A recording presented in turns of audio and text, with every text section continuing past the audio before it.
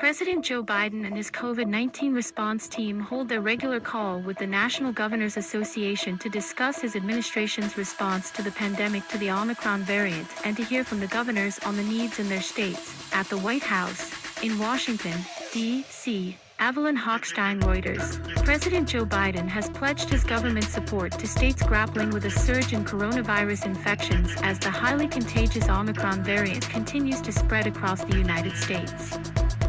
Speaking to reporters after a meeting with governors on Monday, Biden warned that rising cases could overwhelm some hospitals, particularly in areas where a high proportion of people are not vaccinated. Omicron is a source of concern, but it should not be a source of panic, he said. We're prepared and we know what it takes to save lives, protect people and keep schools and businesses open. We just have to stay focused and continue to work together. Biden added that his message to state leaders was simple. If you need something, say something, and we are going to have your back any way we can. U.S. health officials said last week that the Omicron variant had become the dominant strain in the country, accounting for a majority of new infections, as state and local leaders mulled reinstating restrictions to stem its spread. Many have also renewed calls for people to get COVID-19 jabs, including booster shots, while Biden promised to distribute 500 million free, at-home coronavirus tests starting in January, among other measures aimed at combating Omicron. But with many Americans traveling and gathering with family and friends over the holidays, the fear is that this will get worse before it gets better, Al Jazeera's Kimberly Hockett said, reporting from Washington, D.C.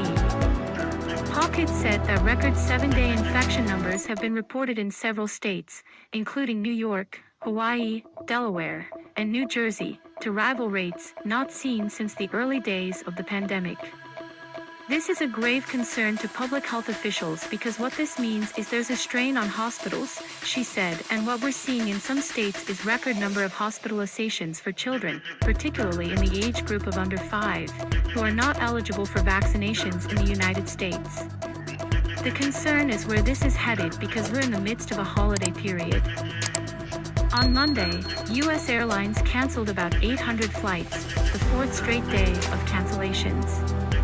That was on top of more than 3,000 flight cancellations during the Christmas holiday weekend, typically a peak time for travel for Americans.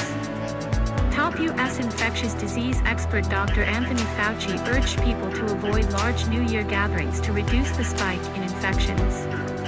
When we are talking about a New Year's Eve party, I would recommend strongly to stay away from that this year.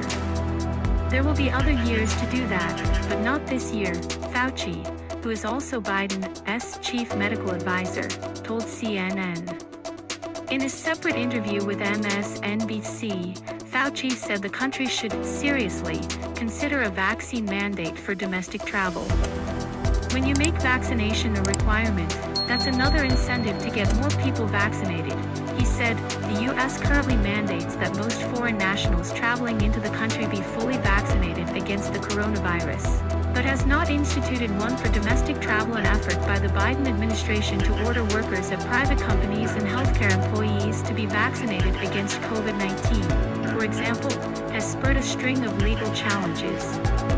The case is expected to be taken up by the U.S. Supreme Court next month.